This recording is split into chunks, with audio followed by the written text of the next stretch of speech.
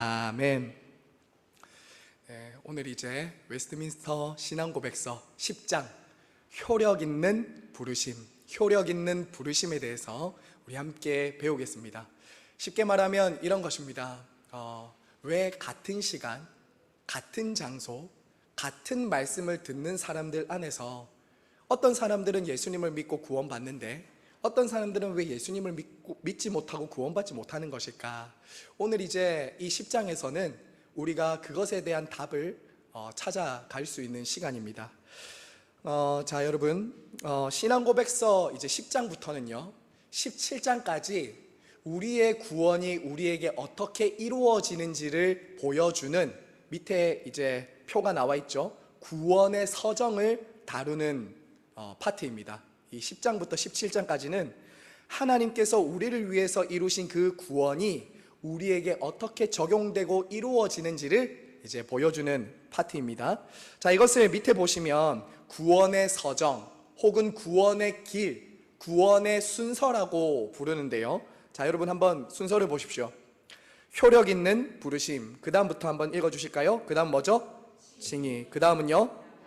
그 다음 마지막이요? 성도의 견인. 자, 이렇게 믿음의 선배들은 우리의 구원을 이렇게 체계적으로 순서대로 이렇게 정리를 했다라는 것입니다. 왜 이렇게 당시에 이런 구원의 서정과 순서를 정리했냐면요, 당시는 로마 가톨릭이나 알미니안주의 혹은 펠라기우스주의라는, 이 앞에 있는 얘기들은 다 몰라도 됩니다. 근데 여기서 중요한 것은 이것이었어요. 로마 가톨릭이나 알미니안주의, 펠라기우스주의는 구원에 있어서 하나님의 주권보다 인간의 결단, 인간의 노력, 인간에 의해서 결정되는 구원을 많이 강조했습니다. 많이 강조했다고요. 인간의 공로, 얼마나 그가 선하게 살았냐, 얼마나 그가 구원을 위해서 노력했냐, 그는 얼마나 구원받을 자격과 조건이 되냐라는 것을 강조한 시대였다고요. 로마 가톨릭이나 알미니안이나 펠라기우스주의자들이. 자, 그것에 반해서 종교개혁자들은 이제 구원에 있어서 오직 하나님의 주권, 하나님께서 시작하시고 하나님이 이루신다는 이 구원의 주권을 하나님께 다시 돌려드린 거예요. 인간에게서부터 하나님께로 돌려드린 것, 이게 바로 구원의 서정을 통해서 볼 수 있는 거예요. 자, 즉 그러니까 이런 겁니다.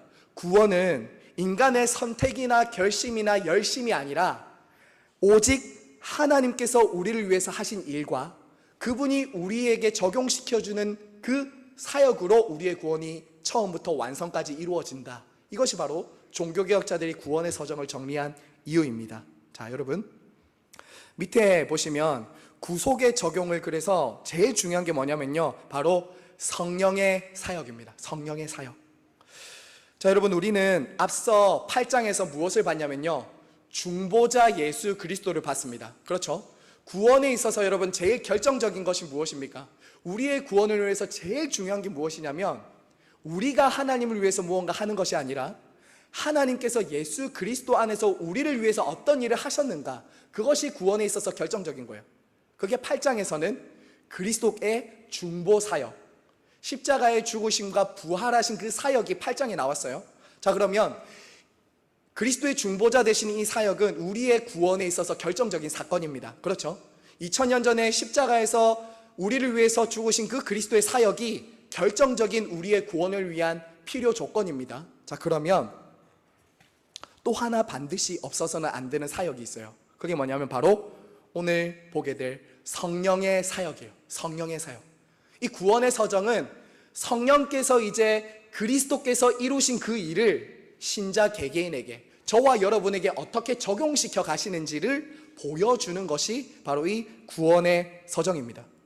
왜 이게 중요하냐면요, 왜 우리 구원에 있어서 성령님의 사역이 필수적이냐면, 사람의 힘과 의지로는 예수 그리스도를 믿고 의지하고 영접할 수 없기 때문이에요. 죄인된 타락한 인간은 누구도 자연적으로 예수 그리스도를 믿고 의지하고 그분에게 순종할 수 없기 때문에 성령님의 사역이 필수적인 것이죠. 필수적인 것. 반드시 성령님께서 우리에게 적용시켜줘야 돼요. 자, 하나 예를 들어 볼까요? 여러분, 죽은 사람에게는 호흡도 없지만 무엇도 없냐면 반응도 없죠. 그렇죠? 죽은 사람은 절대 아무리 제가 큰 소리로 외쳐도 들을 수 있어요? 못 들어요? 못 듣습니다. 반응할 수도 없죠.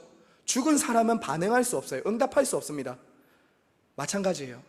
죽은 영혼이 하나님의 말씀과 복음에 반응하려면 살아나는 일이 먼저 일어나야 되죠. 먼저 살아나야 됩니다. 그 일을 누가 하시냐면 성령님께서 말씀을 들을 때 우리들 안에 살아나게 하시는 역사를 일으키신다. 이게 바로 효력 있는 부르심이에요. 효력 있는 부르심. 그래서 종교개혁자 칼빈이라는 사람은 성령님을 이렇게 말했습니다. 성령님은 그리스도와 성도를 연결시켜주는 끈과도 같다. 성령님이 없이는 누구도 그리스도와 연결될 수 없다는 거예요. 너무나도 중요합니다. 너무나도 중요해요. 지금도 제가 아무리 여기서 열심히 설교를 하고 준비를 하고 전달하더라도 성령님이 각자의 심령 안에 깨닫게 해주시고 믿어지게 하시고 순종하게 하시는 역사가 없이는 아무것도 되지 않는 거예요. 오직 성령님만 의지할 수밖에 없는 것이죠. 자, 오늘 로마서 8장 30절에 그래서 보세요. 자, 제가 다시 한번 더 읽겠습니다.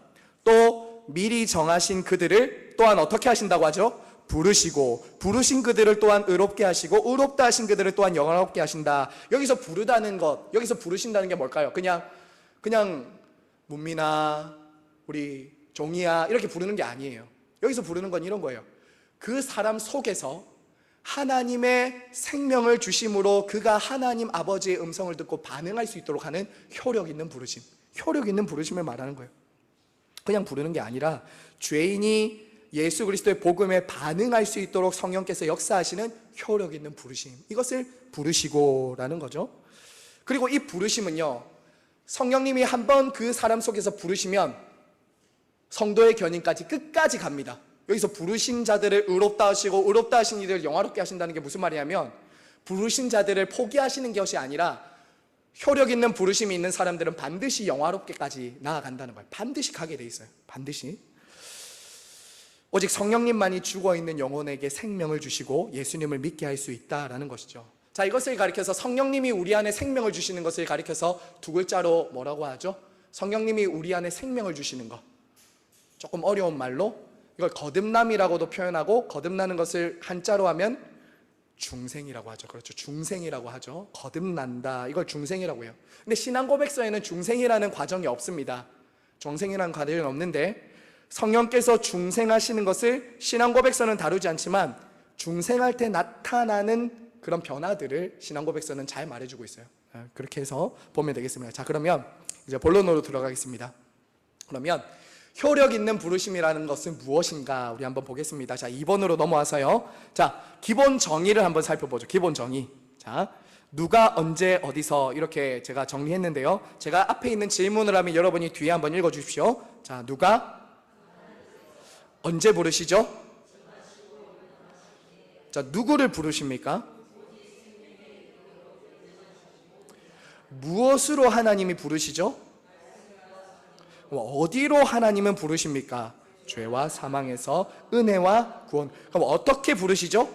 효과 있게 부르시고 효과 있게 이끄신다. 자, 이것을 위에 신앙고백서에서 정리한 것입니다.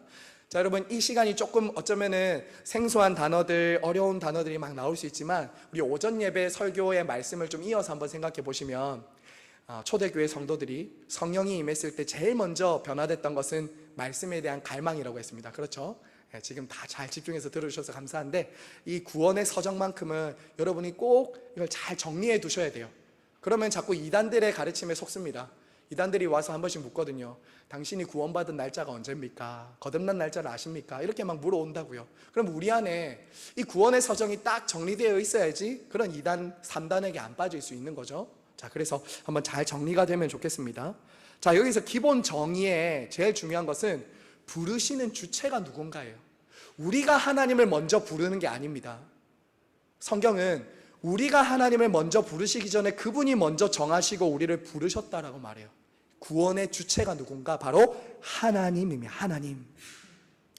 자, 여러분, 성경에 보면 하나님이 사람들을 부르십니다. 사람들을 부르세요. 아담을 부르시죠. 아담아 하고 부르십니다. 그리고 또 누구를 부르시죠? 대표적으로 아브라함을 부르셨죠. 그리고 제자들을 부르셨죠.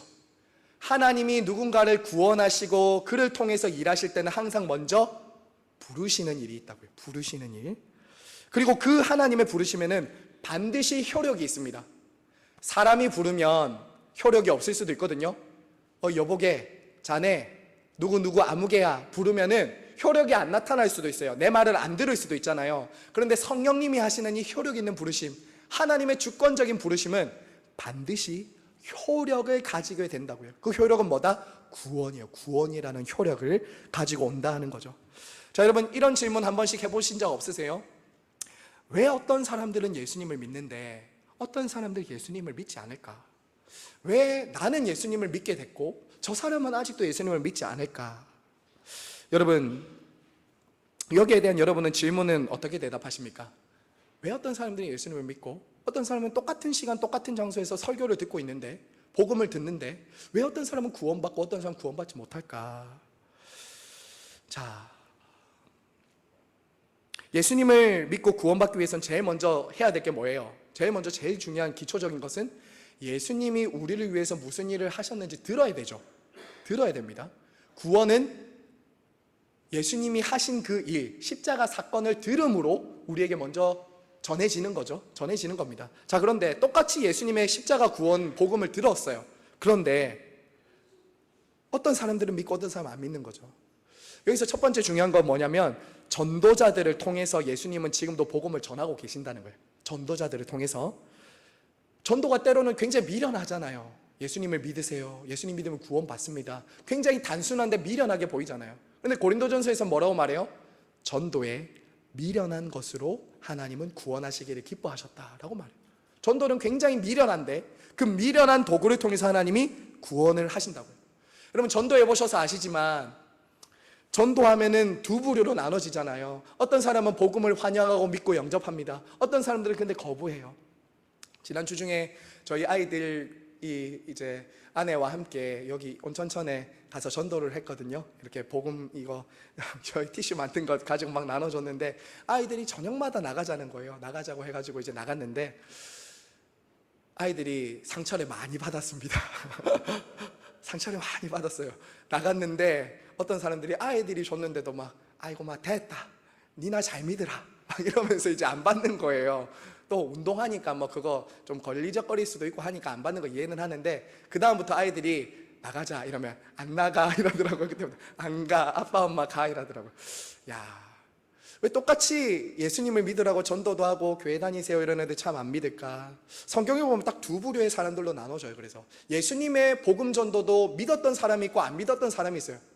만약에 복음 전도가 다 성공해야 한다고 하면 예수님과 사도 바울만큼 실패한 사람은 없습니다. 예수님의 복음 전도를 다 믿었던 게 아니거든요. 사도 바울의 전도를 다 받아들였던 거 아니거든요.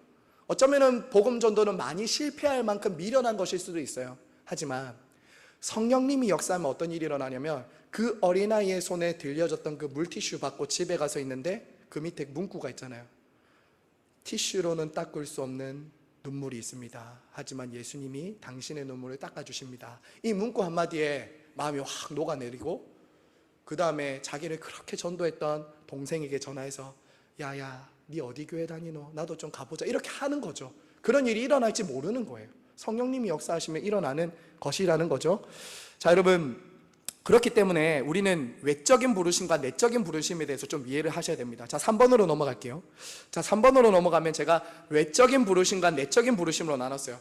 외적인 부르심은 이런 겁니다. 자, 여러분, 예수님을 믿으십시오. 예수님 믿으면 천국 갑니다. 여러분, 예수님은 십자가에서 우리를 위해 죽으시고 부활하셨습니다. 라는 이것이 모든 사람들에게 전해지는 보편적인 부르심이에요. 지금 여러분들은 다 들었습니다. 그렇죠? 이게 외적 부르심, 보편적인 부르심이에요. 이것은 모든 사람들에게 차별 없이 주시는 하나님의 자비의 초청이에요. 모든 사람들에게 다 들려집니다. 하지만 문제는 무엇이냐면요, 이 외적인 부르심을 죄로 인해 죽은 사람들은 그 초청을 모두가 다 수용하지 않는다고요. 모두가 다 받아들이지 않는다고요. 그것을 기꺼이 받아들일 수 없다는 거죠. 그래서 바로 예수 그리스도의 복음, 그 십자가를 통해서 우리에게 베풀어 주신 그 구원을 우리 안에, 죽어있는 영혼 안에 효력 있게, 그 복음이 우리 안에 실제가 될 수 있도록 죄인의 마음에 적용시켜 주는 것이 무엇이냐면 내적 부르심이에요. 효력 있는 부르심이에요. 여러분들이 지금 복음을 듣고 예수님을 영접했다면 이미 여러분 안에 효력 있는 부르심이 있는 거예요. 있는 거예요. 제가 아까 말씀드렸는데요, 여러분은 아마 설교자가 아니셔서 잘 모르실 수도 있는데 앞에서 여러분 설교해 보시면 그런 것이 느껴질 때가 있습니다. 설교를 해보시면 저 사람이 정말 마치 스펀지처럼 빨아들이시는 분들이 계세요. 말씀을 딱 듣는데 마치 제가 빨려 들어가는 것 같은 분이 계세요. 근데 어떤 분 앞에 서면 저희 교회는 없습니다. 저희 교회는 없어요. 아주 다 스펀지 같은 분들이신데 저희 교회 말고 저기 교회 가면 다 약간은 벽을 보고 설교하는 것 같아요. 뭐 다 튕겨내는 느낌을 받을 때가 있어요. 왜 그런 차이가 나는 걸까? 왜 그럴까요? 이것은 설명할 수가 없어요. 물론 설교자의 부족일 수도 있고 연약함일 수도 있습니다. 하지만 적어도 반복적으로 습관적으로 내가 지금 하나님의 말씀을 듣지 못하고 튕겨내고 있다면 여러분은 성령의 내적인 조명하심을 구해야 됩니다. 저도 성령님을 의지해서 말씀을 전하지만 반복적으로 습관처럼 만약에 하나님의 말씀을 듣지 못하고 튕겨내고 있다면 여러분 안에 성령님의 내적인 조명하심과 부르심이 필요해요. 반드시 필요합니다. 기도하셔야 돼요. 그래서 이 성령님의 내적인 조명하심은 뭐냐? 바로 우리의 믿음의 출발, 구원의 시작인 거예요. 구원의 시작인 거예요. 자, 여러분, 성경과 신앙고백서는 하나님께서 누구에게 이 효력 있는 부르심을 준다고 말하죠? 자, 거기 보시면 누구를 3번 보세요. 2-3에 보시면 누구를 오직 생명에 이르도록 예정하신 모든 자만, 이렇게 말합니다. 예정된 자. 예정과 부르심, 소명은 불가분의 관계라는 거예요. 불가분의 관계. 자, 그리고 하나님께서 부르실 때는 말씀과 복음, 성령을 통해서 부르십니다. 자, 여기서 여러분 오해하시면 안 됩니다. 여기서 중요한 것은 이것입니다. 효력 있는 부르심이 있을 때 그 부르심의 시기는 우리가 알 수 없다는 거예요. 우리가 알 수 없다는 거예요. 오랫동안 예수님을 믿지 않는 남편에게 오랫동안 복음을 전했어요. 예수님 믿어야 된다. 당신 예수님 믿어야 된다. 그래야 함께 구원받는다. 오래 기도하고 오래 전했어요. 근데 안 믿고 있어요. 그러면 우리는 거기서 내 남편은 택함 받지 않은 건가? 효력 있는 부르심이 없는 건가? 그렇게 생각 안 하셔도 돼요. 왜냐하면 시기와 때는 우리에게 있지 않고 하나님께 있기 때문에. 하나님께. 언제 하나님이 그 순간에 예수님의 복음을 듣고 믿게 할지 몰라요. 믿게 할지 몰라요. 여기 계신 분들도 아마 그렇게 전도돼서 예수님을 믿게 되신 분들이 있을 거예요. 때로는 딸의 손길을 통해서, 때로는 우리 부모님을 통해서. 그전에는 예수님 안 믿었는데, 그전에는 직장 동료가 그렇게 교회 가자고 해도 싫었고 안 가려고 했는데 어느 날 딸이 교회 가자 해서 갔는데 그 순간 말씀을 듣고 효과적인 부르심이 그때 딱 적용되자 예수님 믿어야 되겠다, 이런 마음이 생기는 거죠. 그때와 시기는 지금이 아닐 수 있다는 거예요. 나중에 일어날 수도 있다는 거예요. 그러므로 여러분 전도를 포기하지 마십시오. 그러므로 여러분들이 다른 믿지 않는 사람들에게 복음 전하는 것에 대해서 두려워하지 마세요. 그때는 하나님의 때에 이루어질 거니까요. 여러분 꼭 기억하시기 바랍니다.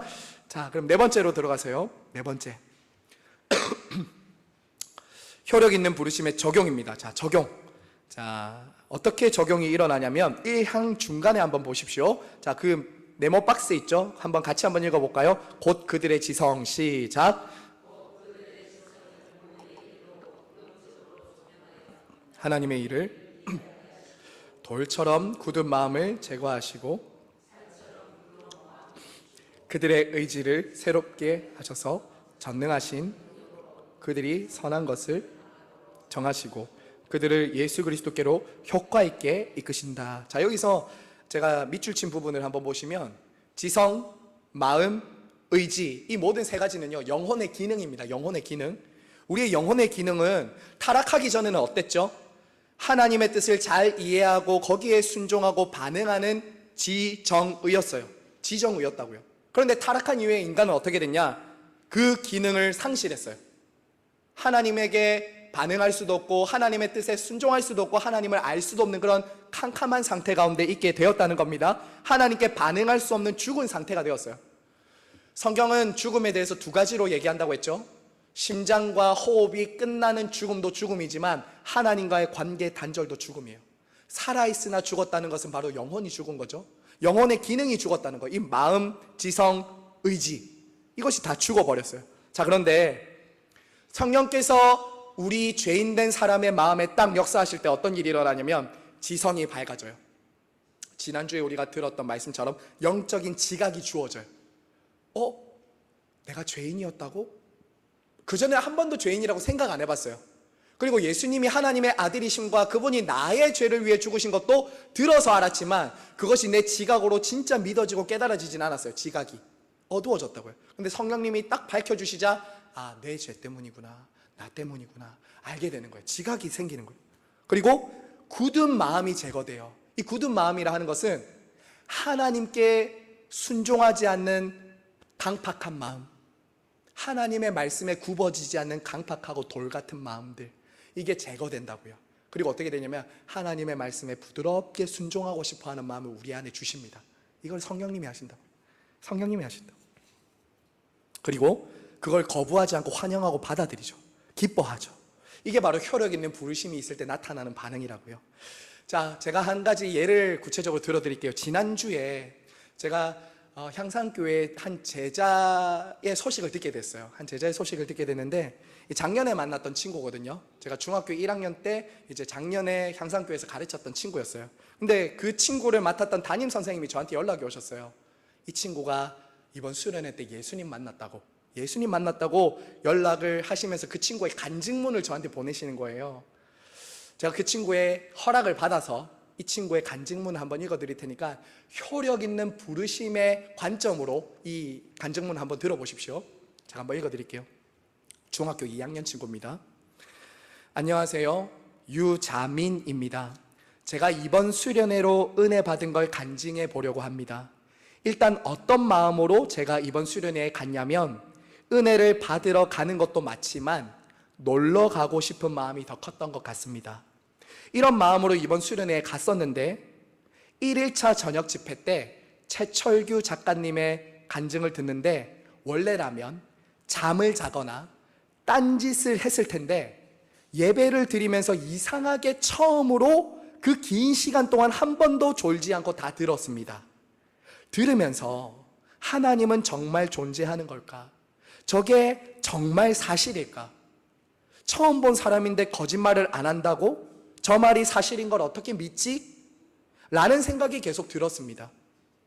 계속 하나님의 존재를 의심하며 예배를 들었는데 최철규 작가님의 간증을 하고 목사님이 나와서 죄를 용서받고 회개할 사람은 앞으로 나와서 무릎을 꿇고 기도해라 라는 말을 들었을 때 저도 모르게 앞에서 무릎을 꿇고 정말 펑펑 울었습니다. 최철규 작가님처럼 저도 방금 전까진 하나님을 의심했는데 제 발로 나와서 눈물을 펑펑 흘리며 하나님께 하나님을 의심하고 매번 거짓말했던 것을 용서해 달라고 기도하는 게 저도 정말 놀랐고 하나님이 정말 살아계시다는 걸 정말 깊이 알게 되었습니다. 저번 여름 수련회, 겨울 수련회도 다 들었지만 그때는 교회에 다닌 지도 얼마 안 되어 보이지도 않는 인물에게 눈물을 흘리며 기도하는 걸 보고 사이비인가? 라고 생각도 했었습니다. 그런 생각으로 계속 교회에 나왔습니다. 다른 사람들이 하나님을 믿냐? 라고 물어보면 하나님은 살아계신다고 말해왔지만 제 속으로는 하나님을 의심하며 교회에 나왔습니다. 제가 존경하는 분이 하나님을 믿으니, 여기서 존경하는 분은 이 친구가 복싱하거든요. 복싱 관장님이 데리고 온 거예요. 제가 존경하는 관장님이 하나님을 믿으니 나도 따라서 믿어야지 이런 마음으로 다녔고 믿지 않았지만 믿는다고 거짓말 치면서 그런 식으로 교회에 나왔습니다. 하지만 이번 수련회를 통해서 하나님을 정말 믿게 되었습니다. 전까지는 거짓말이었다면 지금은 진심으로 믿게 되었습니다. 하나님께서도 절 정말 사랑하시고 기다리시는다는 것을 정말 알게 되었습니다. 이런 저를 하나님께서 모두 용서했고 하나님께 큰 죄를 저지른 죄인이나 다름없는 저에게 오히려 하나님은 큰 은혜를 주었습니다. 앞으로 저는 하나님을 의심하지 않고 남들에게 거짓말 치는 게 아닌 정말 진실로 하나님을 믿는 자가 되겠습니다. 제 간증을 들어주셔서 감사합니다. 이렇게 왔어요. 제가 효력 있는 부르심을 준비하다가 이분의 메시지를 받고 이걸 딱 읽는데 작년에는 분명히 자민이가 예수님을 안 믿었어요. 교회는 나왔고 예배는 드리고 말씀은 듣고 있었지만 그 딸 아이에게 효력 있는 부르심의 때는 아직 아니었던 거죠. 그런데 이번 여름 수련회가 이 딸에게 결정적이고 효력 있는 부르심이 되는 터닝 포인트가 된 거죠. 그 사건이 된 거죠. 아마 여기 있는 청년들, 어쩌면 여기 있는 우리 성도님들 안에도 이런 경험이 있으실 거예요. 어느 순간 내가 믿어지고 깨달아지는 그 사건, 그 시간, 그 장소가 아마 있으셨을 거예요. 저는 이것이 바로 성령의 나타남과 능력, 효력 있는 부르심이 아닌가라는 생각이 들었던 것이죠. 자, 여러분, 성경에도 이런 예는 많습니다. 성경에도 효력 있는 부르심은 많이 나와요. 특히 제가 그 밑에 적어둔 나사로의 사건. 나사로의 사건은 그야말로 죽어있는 나사로를 살리시는 예수님의 효력 있는 부르심을 보여준 거예요. 여러분, 죽어있는 나사로에게 아무리 많은 말을 한다 해도 그는 들을 수 없습니다. 움직일 수 없어요. 하지만 어떻게 했죠? 예수님이 나사로야 나오너라 라고 했을 때 나사로는 살아나서 걸어 나왔습니다. 무덤에서. 여러분, 여기서 왜 예수님이 꼭 집어서 나사로를 부르신 걸까요? 만약에 죽어있는 사람이여 나와라 하면은 다 나올 거 아닙니까? 다 나오니까 그 문제가 되지 않겠습니까? 나사로야 라고 부르죠. 한 사람을 부르시죠. 그 사람을 딱 집어서 너는 내 것이다, 살아나라 라고 부르시는 것이죠. 바로 효과 있는 부르심이 이런 거예요. 죽어있는 사람에게 생명을 주시고 복음이 들려지게 하시는 것, 이게 효력 있는 부르심이에요. 자, 그러면 이제 넘어가겠습니다. 넘어가서 5번입니다. 이건 간단하게 좀 하고 넘어갈게요. 여기에 대해서 반론 있는 분들이 계세요. 어떤 이제 아까 전에 말씀드린 그런 펠라기우스 주의자들이나 알미니안 주의자들은 이 하나님의 효력 있는 부르심, 구원의 주권이 하나님께 있다는 것을 굉장히 거부했는데 그 이유가 이런 이유들 때문이었어요. 왜냐하면 아니, 하나님이 효력 있게 부르시지 않으면, 아무도 예수님 믿지 않으면 전도 뭐 하려고 하냐? 선교 왜 하냐? 해봤자 하나님이 효력 있게 안 부르시면 믿지도 않을 거 나가서 왜 전하냐? 라고 그들은 대뜸 질문을 하고 반론을 한 것이죠. 자, 여러분, 하지만 이것은 우리가 예정론, 앞서 저희가 예정론 다루었었는데 작정할 때 그것과 마찬가지예요. 효력 있게 하나님께서 부르신다 하더라도 복음 전도나 선교의 열정을 식어지게 하지 않습니다. 오히려 더하게 하면 더하게 하는 거예요. 왜요? 저 사람에게 복음을 전했어요. 그런데 저 사람 지금 믿지 않습니다. 그러면 그렇다고 우리가 포기하지 않죠. 아, 저 사람은 선택받지도 않고 효력 있는 부르심이 없으니까 저 사람에게 복음 안 전해도 돼. 그게 아니라는 거예요.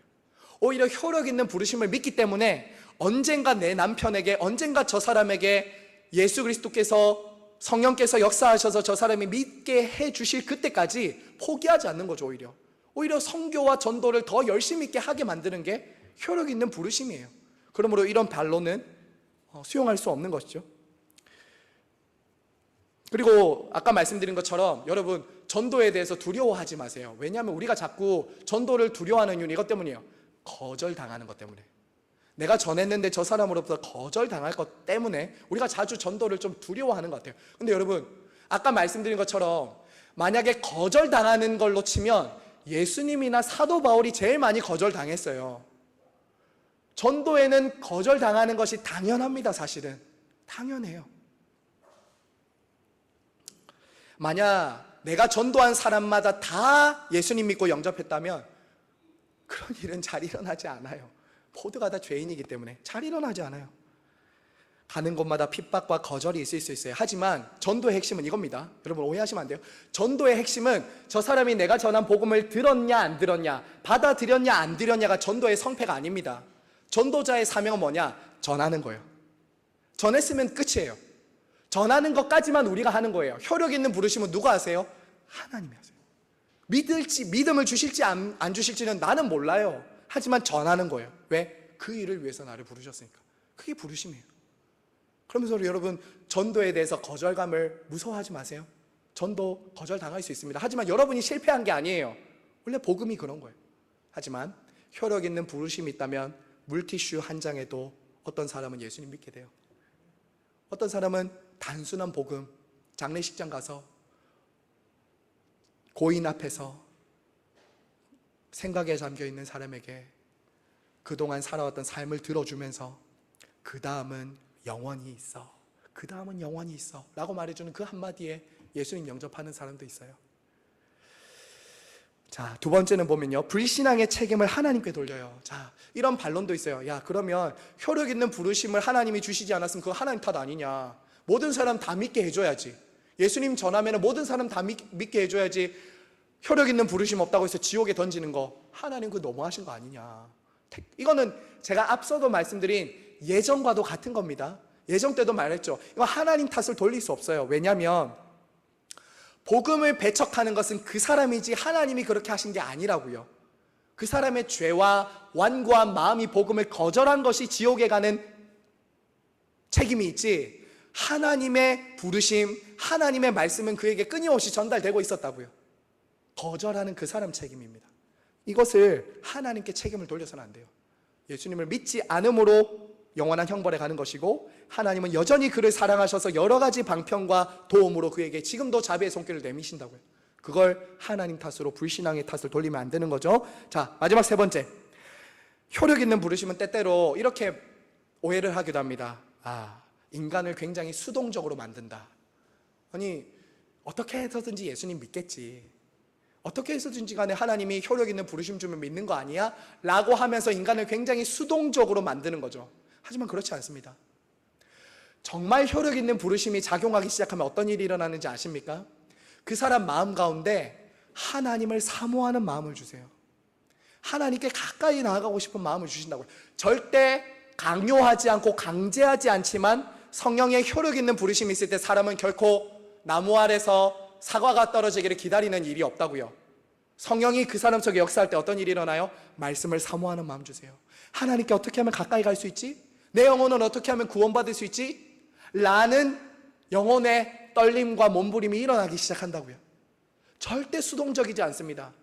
오히려 성령이 그 속에 역사하면 가난한 심령이 생겨요. 갈급한 마음이 생겨요. 마치 철로역적인 크리스찬처럼 내가 어떻게 하면 구원받을 수 있습니까? 라고 적극적으로 사모함으로 나오게 된다고요. 성령의 효력 있는 부르심이 있으면 그렇게 된다는 겁니다. 자, 그래서 여러분, 효력 있는 부르심을 알면 알수록 하나님이 나를 불러주셨다는 그 큰 은혜에 감사할 수밖에 없는 거예요. 자, 6번입니다. 6번은 이제 택함받은 유아들과 하나님의 전적인 은혜에 대해서 나옵니다. 자, 조금 빨리 정리를 할게요. 여기서 왜 갑자기 택함받은 유아들에 대해서 나올까? 여러분, 이런 거 한 번씩 어린아이들이 질문할 때 없습니까? 그러면 예를 들면 낙태가 된 아이, 태중에서 유산된 아이, 그 아이들은 구원받을 수 있는가? 못 받는가? 이런 질문이 나올 수 있잖아요. 믿음의 선배들은 거기에 대해서 이런 정리를 한 것입니다. 여기서 이 정리를 이렇게 들으셔야 됩니다. 왜 갑자기 택함받은 유아들과 하나님의 전적인 은혜가 나오냐면, 효력 있는 부르심이 우리의 어떤 자격이나 조건에 근거하지 않고 오직 하나님의 전적인 은혜라는 것을 알려주기 위해서 이 유아들에 대한 얘기가 나오는 거예요. 유아들. 자, 이런 거예요. 외적인 부르심을 들을 수 없는 아이들은 어떻게 구원받냐? 여러분 한번 생각해 보셨어요? 이런 거. 아니, 뱃속에 있는 아이거나 태어나자마자 죽는 아이들은 복음을 들을 기회가 없잖아요. 그럼 이 아이들은 어떻게 구원받지? 이 아이들은 그냥 지옥에 떨어지는 건가? 제가 장애인 사역을 한 5년 했거든요. 용인에 있을 때 5년 했는데 똑같은 질문을 받았어요. 중증 장애인들, 제가 주로 돌봤던 친구들은 자폐성 장애 1급, 대부분 사회성이 없고 소통이 안 되는 친구들이었거든요. 그러니까 똑같은 질문을 받았어요. 어떻게 구원받을 수 있습니까? 장애인들이 어떻게 복음을 들을 수 있습니까? 어떻게 이해할 수 있습니까? 심지어 선생님들도 그런 얘기 많이 했어요. 어떻게 장애인이 구원받아요? 근데 여러분, 저는 5년 동안 사역하면서 무수히 많은 친구들이 예수님을 영접하고 세례를 받는 것을 보았습니다. 구원은 사람의 지적 능력에 달린 게 아니에요. 구원은 사람의 지적 능력에 달리지 않았다고요. 그럼 박사들은 다 예수님 믿어야죠. 장애인이지만 단순하고 순전한 복음이 들려올 때 그 영혼 속에서 예수님이 누구시지? 여기 너는 어떻게 천국 갈 수 있어? 라고 할 때 여기에는 예수님 사진, 여기에는 우상 사진 딱 놓고 이제 아이들한테 세례 교육할 때 하거든요. 그럼 아이들이 예수님을 가르쳐요. 절대 우상 100번 물어보면 100번 다 이렇게 말해요. 오히려 아이들이 더 순진해요. 오히려 더 필터링 없이 말씀을 들어요.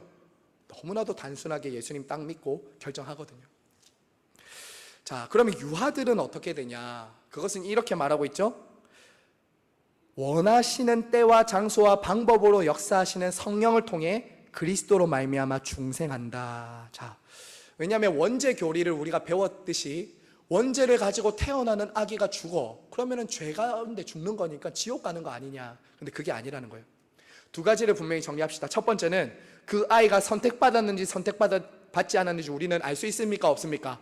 없습니다. 첫 번째는 우리는 알 수 없어요. 하지만 예수 그리스도를 통해서 구원받는 것은 달라지지 않기 때문에 유아들도 방법적인 측면은 우리가 도저히 알 수 없는 신비로운 방법으로 성령 그 속에 중생하게 하시고 예수님을 통해 구원하신다는 것, 우리는 이것을 믿어야 된다는 거예요. 믿어야 된다는 거예요. 인간의 이해에서 벗어나는 것. 예를 들면 이른 나이에 사고로 죽은 아이나 낙태를 통해서 죽은 아이, 장애를 가지고 태어난 아이, 모든 우리로서는 할 수 없지만 하나님으로서는 모든 것이 가능하다라는 것을 믿고 이 친구들에게 또 혹은 그 부모들에게 복음을 전하고 위로해야 되는 것이죠. 아시겠죠? 네. 자, 그럼 7번은 그냥 넘어가겠습니다. 7번은 선택받지 않은 이들의 부르심은 제가 중생 때 했기 때문에 넘어가고요. 마지막 결론하겠습니다. 자, 여러분, 우리가 하나님의 이 부르심, 효력 있는 부르심에 대해서 생각하다 보면 어떻게 내가 예수님을 믿고 부름 받았을까? 그것에 대해서 처음에는 감사가 나옵니다. 하나님이 나 같은 사람을 불러주셨구나. 감사가 돼요. 감사가 돼요. 이 세상에 70억, 80억 인구 중에서 하나님이 나 한 사람을 부르셨다. 제리마, 선미야, 여기 연세들이 많으셔서 제가 이름을 못 부르겠습니다만, 영수가, 제일 만만한 그 영수가, 현경아, 내 이름 불러주셨다. 이 감격과 감사가 있는 것이죠. 내가 무슨 자격이 있어서, 내가 잘나서 불러준 것이 아니라 내 옆에 있는 사람도 예수님의 복음을 들었는데 내가 어떻게 이게 믿어지지? 어떻게 내가 이렇게 하나님의 자녀가 됐지? 라는 것이 믿어지고 깨달아질 때 효력 있는 부르심이었구나, 하나님의 은혜였구나 라는 것을 알게 된다는 거예요. 저는 이번에 이 부르심에 대해서 묵상하면서 한 가지 생각이 들었어요. 하나님의 부르심은 고난 중에도 인내하고 역경 가운데서도 승리하게 한다. 하나님의 부르심을 딱 가지고 있는 사람은 그 부르심 때문에 어떤 고난이나 역경이 와도 이겨낸다는 거예요. 제가 밑에 찬양 구절 하나 적어두었잖아요. 이 하나님의 부르심이라는 찬양인데, 제가 너무 이번 이 부르심을 묵상하면서 많이 묵상했는데, 먼저 가사를 한번 읽어보겠습니다. 가사를 우리 1절, 2절 후렴까지 같이 한번 읽어보죠. 시작. 하나님의 부르심에는 후회하심이 없네. 내가 이 자리에 선 것도 주의 부르심이라. 하나님의 부르심에는 결코 실수가 없네. 나를 부르신 하나님의 신실하심을 믿네. 작은 나를 부르신 뜻을 나는 알 수 없지만 오직 감사와 주의 길을 가리라. 때론 내가 연약해져도 주님 날 도우시니 주의 놀라운 그 계획 나는 믿으며 살리. 2절이요. 작은 나를 부르신 뜻을 나는 알 수 없지만 오직 감사와 순종으로 주의 길을 가리라. 때론 내가 연약해져도 주님 날 도우시니 주의 놀라운 계획 나는 믿으며 살리. 날 부르신 뜻 내 생각보다 크고 날 향한 계획 나의 지혜로 측량 못하나 가장 좋은 길로 가장 완전한 길로 오늘도 날 이끄심 믿네. 때론 하나님의 부르심을 받았다고 자부하지만 내 현실의 모습을 보면 굉장히 초라하고 볼품없게 느껴질 때 참 낙심될 때가 있거든요. 정말 하나님 나 부르신 건 맞아? 하나님이 나를 이곳으로 부르셨는데 현실은 왜 이렇게 힘들고 어렵지? 그럴 때 우리가 붙잡아야 될 게 뭘까요? 그런 생각에만 빠져 살면 어떻게 되냐면 사람이 쭉 처집니다. 영적 침체에 빠져요. 하지만 나의 부르심을 늘 생각하는 거예요. 하나님이 나를 부르셨지, 나를 이곳으로 부르셨지, 나를 여기 세우셨지 라는 것을 분명하게 부르심을 붙잡는 사람은 다시 일어납니다. 그리고 다시 가는 거예요. 하나님의 부르심이 효과를 내실 것이기 때문에, 효력을 반드시 만들어내실 거기 때문에 그 부르심에 오늘도 순종하며 가는 것이 부르심의 능력입니다. 이번 한 주간도요, 저와 여러분의 부르신 곳, 가정에서, 교회에서, 직장에서, 어디서 하나님이 나를 부르셨든지 간에 그 부르심은 반드시 나를 통해 효력을 내실 것이라는 것을 믿음으로 여러분이 어디에 있든지 간에 주님의 입술이 되고 발이 되어 그분의 부르심을 여러분들의 삶으로 전하시기를 간절히 바라고 축복합니다. 감사합니다. 이 시간 함께 우리 찬양하겠습니다.